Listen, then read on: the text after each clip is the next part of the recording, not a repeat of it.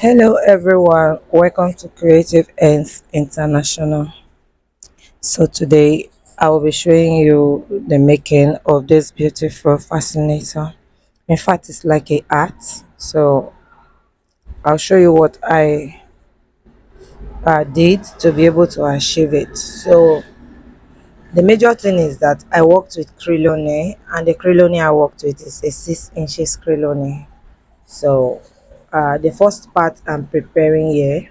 It's just a part I intend to fold to create a bow, and then for the remaining part I'll show you how I was able to attach the wire to it, and then how I finally attached it to the molded crown. So like I just mentioned, the crown is a molded crown, so by now I believe you know how to mold uh your crown. So if you don't know how to mold the crown, you can just search online for it.